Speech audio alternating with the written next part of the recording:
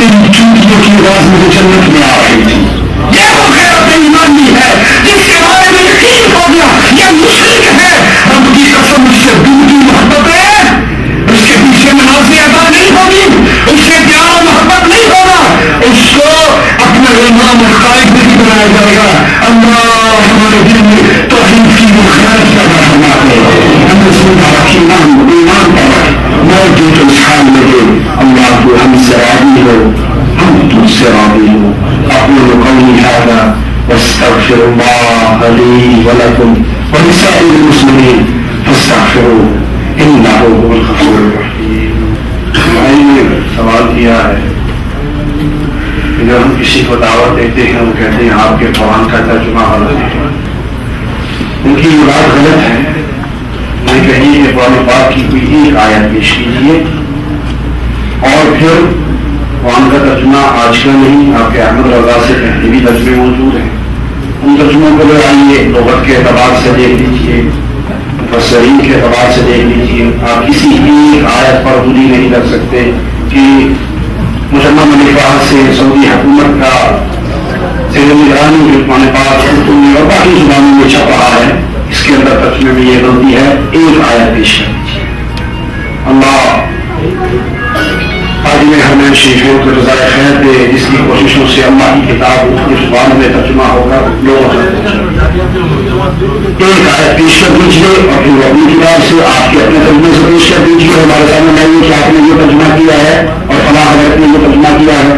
डंडी मारने वाले जब तफसीर करते हैं उसमें डंडी मारते हैं, तर्जुमा तकरीबन ठीक करते हैं या ब्रैकेट लगाकर अपनी मर्जी की बात मारते हैं, वो चीज बयान करते हैं जो उसके अंदर मौजूद नहीं है। साईं कहता है औलिया की क्या पहचान है। औलिया दो तरह के होते हैं, एक औलिया अल्लाह, रब के वली, एक शैतान के वली। रब के वली की पहली पहचान ये है कि वो मुवाहिद होता है, मुश्रिक रब का वली नहीं। वलीउल्लाह की पहली दूसरी पहचान ये है कि वलीउल्लाह मोहम्मद करीम सल्लल्लाहु अलैहि वसल्लम की सुन्नत पर चलने वाला होता है, सुन्नत का तारीख नहीं होता। शैतान के वली की पहली पहचान क्या है कि वो अल्लाह की इबादत करने वाला होता है, कब्रों पर सजदे करने वाला होता है, कब्रों का तवाफ करने वाला होता है, अल्लाह की तरफ दावत देने वाला होता है। और भी कई निशानियां हैं और शैतान की कई निशानियां हैं। बच्चे नंगा भी होता है, सर भी नंगा होता है, जिस्म भी नंगा होता है, पैर भी नंगा होता है। इंडिया पाकिस्तान की सड़कों पर चल रहा होता है, जिसके पीछे पीछे लोग हाथ बांध के जा रहे होते हैं और उनसे पूछो शादी नंगे क्यों है, जब ऊंची सरकार ने वो पैसे के साथ साथ अपनी पूरी जिंदगी भी अपने बच्चों को अच्छी एजुकेशन देने पे लगा देते हैं। तो अगर आपका भी टीचिंग सेक्टर में इंटरेस्ट है या फिर आप डायरेक्टली या इनडायरेक्टली बच्चों की लाइफ में उन्हें ग्रोथ दिला सकते हैं तो आपको एजुकेशन सेक्टर के अंदर जरूर इन्वेस्ट करना चाहिए। यूडेमी की शुरुआत 2010 में हुई और आज $4 बिलियन की कंपनी बन चुकी है। Byju's started in 2011 and became a company worth $16.5 billion in 2018। Unacademy started in 2015 and 2020 तक $3.4 बिलियन की कंपनी बन गई। Similarly there are n number of startups in education sector like Skillshare, Coursera, Eruditus, upGrad. इन सारी companies की शुरुआत अभी पिछले 5-10 साल में ही हुई है और ये एजुकेशन सेक्टर की टॉप कंपनीज में से एक है। इस सेक्टर में शुरुआत करने के बहुत तरीके हैं, जैसे कि आप स्कूल खोल सकते हैं, कॉलेज खोल सकते हैं या फिर एक कोचिंग सेंटर की शुरुआत कर सकते हैं। Education sector is not limited to only formal education. इस सेक्टर का मतलब सिर्फ साइंस, मैथ्स, अकाउंट से नहीं है। अगर आप एक अच्छे वीडियो एडिटर भी हो आप वो सिखाना शुरू कर सकते हो। अगर आप अच्छा गिटार बजाना जानते हो या फिर आपको स्टॉक मार्केट में अच्छे से ट्रेड करना आता है, आपको स्वेटर बुनने से लेके रॉकेट को ऑपरेट करने तक कोई भी स्किल अगर आती है तो आप ऑफलाइन अपना इंस्टीट्यूट खोल के या ऑनलाइन सोशल मीडिया के जरिए किसी भी माध्यम से ये और भी बाकी लोगों को सिखाना शुरू कर सकते हो और इससे आपको बहुत फायदा होगा।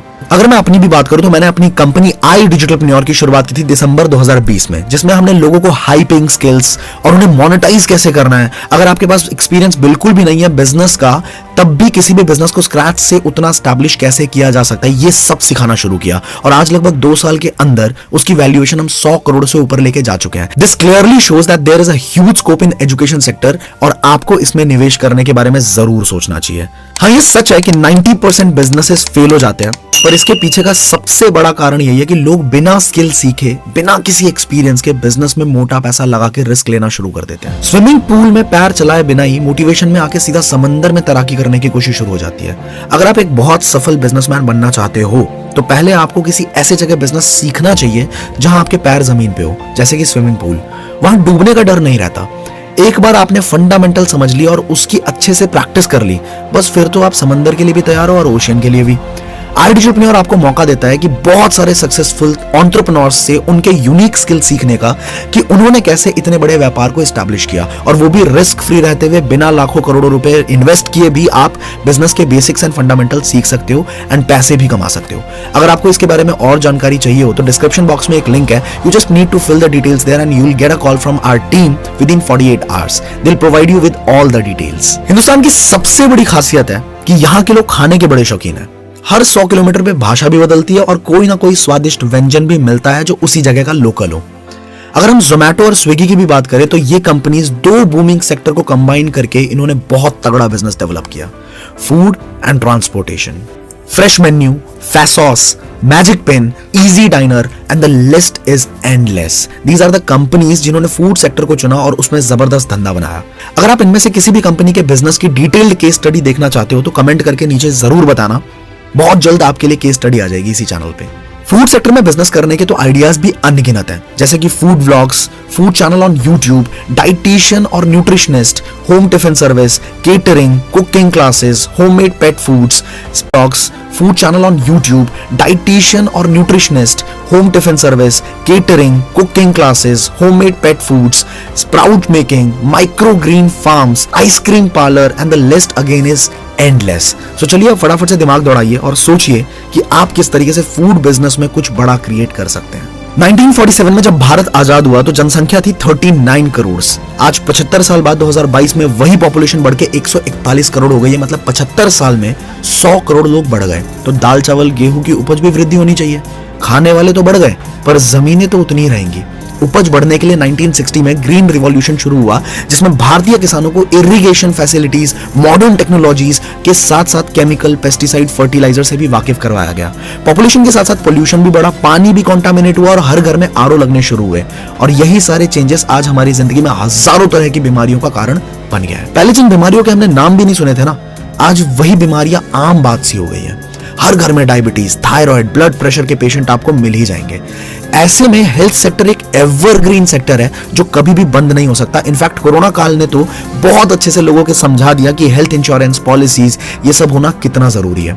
अगर आप हेल्थ सेक्टर में निवेश करना चाहें तो ये आपके लिए काफी फायदेमंद साबित हो सकता है। Netmeds, HealthifyMe, PharmEasy, Tata health, Practo, generic Aadhaar, These are some successful startups in health sector जिनके बारे में आप पढ़ के इंस्पिरेशन ले सकते हैं। और अगर आप इनकी केस स्टडीज देखना चाहें तो नीचे कमेंट करके जरूर बताएं। आपको एक बार फिर से याद दिला दें कि अगर आप रिस्क फ्री रहते हुए बिना लाखों करोड़ों रुपए इन्वेस्ट किए बिजनेस के बेसिक्स एंड फंडामेंटल्स सीख के पैसा भी कमाना चाहते हो, वो यूनिक स्किल्स जिनकी बदौलत सक्सेसफुल एंटरप्रेन्योर्स इतने बड़े व्यापार स्टैब्लिश कर पाते हैं, वो सब सीखना चाहते हो, वो भी डायरेक्टली फ्रॉम द एक्सपर्ट्स, तो डिस्क्रिप्शन बॉक्स में दिए गए लिंक के थ्रू फॉर्म को फिल जरूर करें। You will get a call from the team within 48 hours. They will provide you with all the details. Hello there, so finally आप इस वीडियो के एंड तक पहुंच चुके हैं। Thank you so much for watching. But अभी रुकिए जरा, जाइए मत, थोड़ा वक्त लेना चाहूंगा मैं आप सबका टू से थैंक यू दिल से इस वीडियो को एंड तक देखने के लिए। बिकॉज इस तरह के डॉक्यूमेंट्री स्टाइल में वीडियो बनाने में, रिसर्च करने में, स्क्रिप्ट रेडी करने में, शूट करने में, एडिटिंग में वाकई बहुत ज्यादा एफर्ट्स लगते हैं। कई दिन और कई रातें लग जाती हैं और आप सोच भी नहीं सकते कि मुझे कितनी खुशी हो रही है आपके सपोर्ट को देख के, कितना अच्छा फील होता है।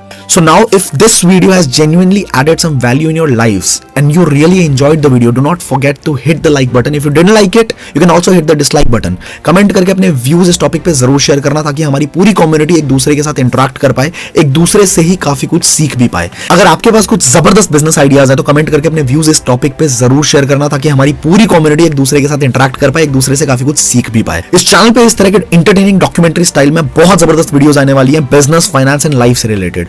तो अगर आप इस तरह की कोई भी वैल्यूएबल वीडियो मिस नहीं करना चाहते हो तो फटाफट से hit the subscribe button and also hit the bell icon so that you get the instant notification whenever new video will be uploaded on this channel. Settings में भी एक बार चेक कर लेना, make sure all your notifications are turned on. I hope you have an amazing time ahead. पैसे के बारे में क्या ऐसे डार्क सीक्रेट्स हैं जो हमेशा गरीब और मिडिल क्लास से छुपाए जाते हैं? स्कूल, कॉलेज या कोई भी इंस्टीट्यूशन कभी भी हमें नहीं सिखाता, कभी भी हमें नहीं बताता। पर Elon Musk, Jeff Bezos, Mukesh Ambani, Gautam Adani, Virat Kohli, सबकी कामयाबी के पीछे सबसे बड़ा कारण क्या है? राइट वाली वीडियो देखोगे ना, समझ जाओगे।